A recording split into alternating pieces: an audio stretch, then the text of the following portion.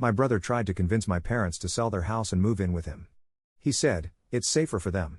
I found out he planned to pocket the $200,000 sale, and exposed him in front of everyone. If there's one thing you should know about my family, it's that I've spent most of my life watching my older brother, Cassian, glide through life without ever getting his hands dirty. Cassian's got charm, there's no denying it. He's that rare breed of person who can look you straight in the eyes, spin a story so sweet you can taste the sugar, and leave you convinced he's got your best interests at heart. Meanwhile, I've always been the practical one, the backup kid as I used to joke, and that was fine by me. My parents, Edgar and Vera, live in a cozy little house in Springfield, Missouri, the house they bought when they first got married. They've never been wealthy, but they're comfortable. My dad's an old school handyman. If it's broken, he'll fix it, even if it takes him all day. He and my mom have put so much into that place that it practically radiates their energy. They grew vegetables in the back, repainted the house more times than I could count, and even built a small tool shed themselves. Every corner of that house holds a memory of their life together. Last year, at Thanksgiving, I started to see a shadow over all that. I'd flown in from Seattle, where I work in tech, to spend the holiday with the family. Cassian and his wife, Irene, had already arrived the day before, staying in the guest room upstairs. I could sense tension even before I walked through the door. Mom was fussing over the turkey in the kitchen, biting her lip like she was trying to hold something back. I could see that her mind was elsewhere. "Hey, Ma," I said, pulling her into a hug. "How are you?" "Oh, Nadia, it's good to see you, honey." "Really?" she replied, squeezing me a little too tight, like she needed the comfort. "Everything's fine, really, just a little. It's nothing." She quickly pulled away and returned to her cooking. A nervous edge in her voice? That was unusual for her. Cassian was in the living room with Dad, chatting away, talking about something or other. As soon as he saw me, he grinned. "Nadia. There she is." The famous tech was of the family. He made a show of spreading his arms like he wanted a hug, but I knew him too well, it was all for show. "Hey, Cassian," I said with a smile that felt strained. He hadn't called me in months. Every interaction with him felt like a performance, like he wanted to prove that he was still the charming, beloved son, despite whatever mess he was in. Dinner was strange. Cassian dominated the conversation, as usual, regaling everyone with stories of his consulting work and how he and Irene had just redecorated their entire home in Colorado Springs. Mom and Dad listened, hanging on every word. I just sat there, pushing my food around on my plate, waiting for the other shoe to drop. Halfway through dessert, he finally got to it. "Mom, Dad, I was thinking about something," he started, giving them a serious, almost somber look. "You two have been in this house a long time. And I know it means a lot to you, but have you thought about how much work it takes to keep it up? You're getting older, and it's not exactly safe anymore." Dad raised an eyebrow, clearly taken aback. "Safe? What are you talking about?" "Yeah," Cassian continued, his voice softening, as if he were explaining something obvious. "I mean, what if you had a fall? Or needed help with something urgent? I don't like the idea of you two being so far from family, you know?" Mom looked worried, her brow furrowing. "Cassian, honey, we've lived here for 40 years. It's our home." "I know, Mom," he said, reaching across the table to put a hand on hers, his face sympathetic. "But there comes a time when you have to be realistic. I was talking to Irene about it, and we think you could come live with us in Colorado. The boys would love to have their grandparents close by, and you'd be safe, taken care of. I could make sure you don't have to worry about a thing." His words hung in the air, a sweet poison seeping into the room. I couldn't hold back. "So you're suggesting they just pack up and leave everything behind?" I asked, trying to keep my tone light. "I mean, this house is their life, Cassian." He didn't miss a beat. "I get that, Nadia, but there's more to life than 4 walls and a lawn that needs mowing every week. I'm trying to make sure they're safe. Or is that a bad thing?" Dad shifted uncomfortably in his seat. "Well, son, we're still pretty independent. I've got a lot of projects going here. And moving across the country? That's a lot to ask." Cassian gave them a sad, pitying smile. "Dad, with all due respect, sometimes you have to accept reality. Life's unpredictable. You two would be in good hands with me. I'd take care of everything." He was laying it on thick, and for a second, I almost wondered if he actually believed himself. But I couldn't shake the nagging feeling that something was wrong. It wasn't just his suggestion, it was the way he was pressing it, the urgency, the impatience hiding under his calm expression. The rest of the night was tense. Cassian kept on about how they'd have a better quality of life in Colorado, how they wouldn't have to worry about anything, and how he'd handle all the details. By the time we went to bed, I could see the wheels turning in my parents' minds. Late that night, I lay awake, staring at the ceiling, my mind racing. Something about Cassian's pitch didn't sit right with me, but I couldn't quite put my finger on it. I remembered Cassian's history of get-rich-quick schemes, the failed investments, the mountain of debt he'd accumulated over the years. I'd always ignored it, assumed he'd find a way out of his own mess, but now he was talking about uprooting our parents and selling the house? I decided to do some digging. I stayed up, scrolling through my phone, searching for anything that might explain his sudden concern. After about an hour, I found it, an email thread between Cassian and a real estate agent in Springfield. They'd been discussing my parents' house, talking about pricing it around $200,000, and arranging for the sale proceeds to go directly to Cassian's account. He'd been planning this for weeks. My heart pounded. I wanted to barge into his room and confront him, demand an explanation. But I held back. I knew I needed proof, something concrete I could show my parents. The next day, I barely said 2 words to him. I was simmering with anger, but I had to play it cool. Meanwhile, Cassian kept up his act, helping Mom with the dishes, asking Dad about his health, making his case little by little. I watched as he wore them down, planting seeds of doubt about their ability to live on their own. That night, after Mom and Dad had gone to bed, I cornered him in the kitchen. He was washing a glass, whistling to himself, looking like he didn't have a care in the world. "We need to talk," I said, my voice barely more than a whisper.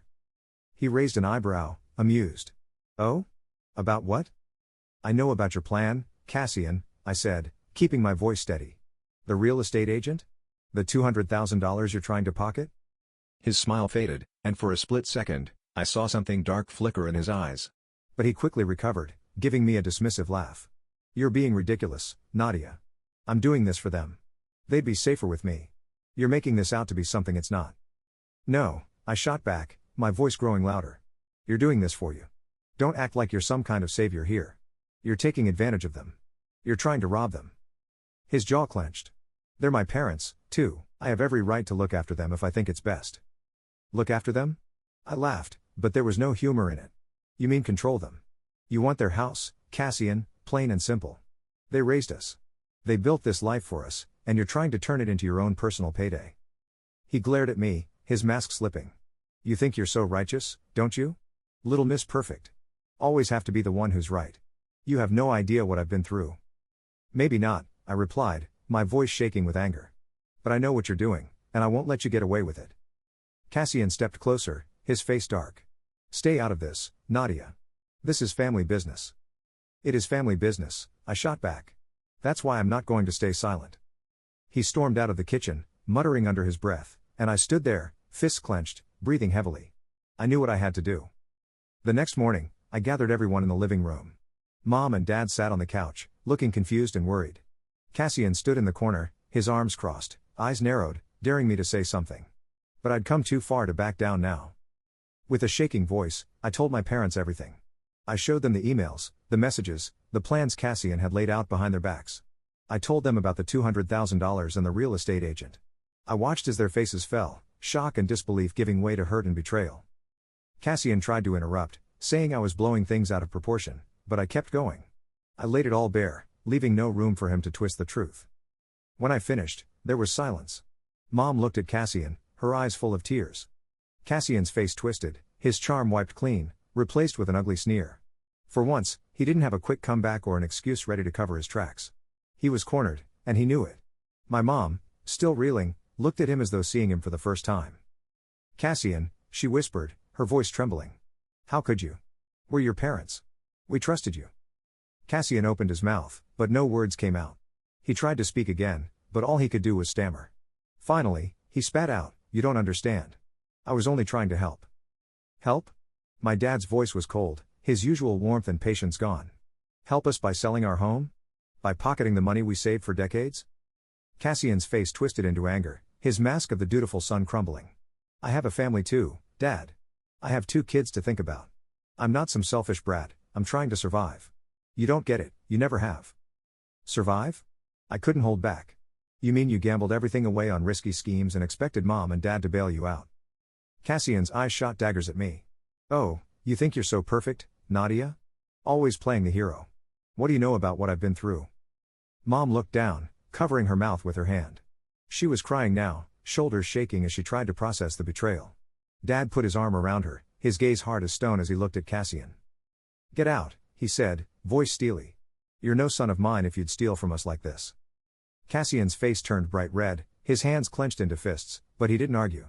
He muttered something under his breath, grabbed his bag, and stormed out of the house, slamming the door behind him. For a long moment, none of us moved, the silence thick and heavy.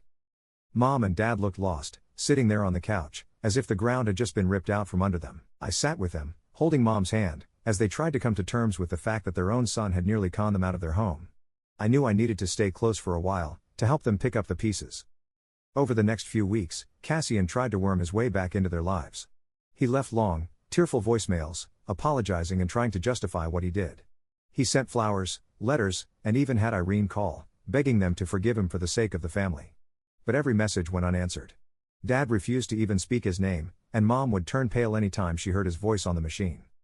I could tell that part of her still loved him, that she wanted to believe he was the son she'd thought he was. It broke my heart to see how deeply hurt she was, and I hated that he'd put her through this. But I knew she needed closure, and so did I. Cassian finally stopped reaching out for a while, but I knew it wasn't over. I started doing some research, looking into his finances, piecing together the real story. What I found was staggering. Cassian's debt was way worse than I'd imagined. He owed over $150,000 from failed investments, loans, and unpaid credit cards. He'd maxed out everything, and from the looks of it, his own house in Colorado was dangerously close to foreclosure. He wasn't just desperate, he was drowning. I told my parents what I'd found, carefully explaining that Cassian's financial situation was the driving force behind his scheme. They were shocked but not surprised. In a way, it helped them accept that Cassian's betrayal wasn't just a momentary lapse, it was part of a larger pattern of his self-destructive behavior. One afternoon, a few months later, I was visiting my parents when we got a surprise visitor. It was Cassian, standing at the front door, looking thinner, more haggard. He was clutching his hands nervously, a desperate, pleading look in his eyes. I knew that he was here to ask for money, but I let him in anyway, just to see what he had to say. "Mom, Dad," he started, voice shaky, barely able to meet their eyes. "I know I messed up. I know what I did was. It was wrong. But things are hard right now. Really hard." He glanced over at me, as if I were somehow the cause of all his troubles. "Nadia's doing well, maybe she can help, too." I scoffed. "You think I'd help you after what you did?" His eyes flared with anger, but he tried to keep his composure, turning back to our parents. "Please, I'm just asking for a chance. I need a little help. You don't know how tough it's been." Dad didn't even let him finish. "You mean it's been tough for you? The same way you plan to make it tough for us?" Cassian looked down, ashamed, but I could tell he wasn't really sorry. He was just sorry he'd been caught. He finally muttered, I know. I messed up. But please. I need a loan." "Loan?" Dad's voice was thick with barely contained rage. "After you tried to take everything from us, you have the nerve to come here asking for a loan?" Cassian looked up, desperation shining in his eyes. "I'm losing the house. Irene's talking about leaving, taking the boys. I have nowhere else to go." Mom, soft-hearted as she was, looked torn. But I couldn't let her cave. I had to put a stop to this cycle once and for all. I glanced at Dad, and I knew he felt the same. He wouldn't give Cassian another chance to manipulate them. "No, Cassian," I said, stepping forward. "You did this to yourself. You wanted to steal from your own parents, take everything they've worked for. You have to live with that now." Cassian's face twisted with anger, a last-ditch effort to guilt-trip us. "Fine," he snapped. "If that's how you feel, then I guess I really am nothing to you. I guess family means nothing to you." Dad shook his head, his face a mask of sadness. "You made your choice, Cassian. Family meant something to us. You meant something to us. But you decided that money was worth more than any of that." With one last hateful look, Cassian stormed out, slamming the door. We watched him walk away, knowing it was likely the last time he'd try to reach out. He was too proud to apologize and too angry to change. As a final step of closure, my parents made the difficult decision to change their will, officially cutting Cassian out. They put the house in my name to protect it from any further attempts by him to exploit them. It wasn't an easy choice, but they knew it was necessary. A few months later, word got around that Cassian had lost his house, and Irene had left him. He'd burned all his bridges, and his desperation had finally caught up with him. As for us, we started to find peace again, knowing we'd protected our family's legacy and made sure that no one would take advantage of us again. My parents still grieved the son they thought they had, and I still mourn the brother I wish I'd known. But we found closure. And while Cassian may never understand the damage he caused, I know we made the right decision. For the first time in a long time, our family is safe.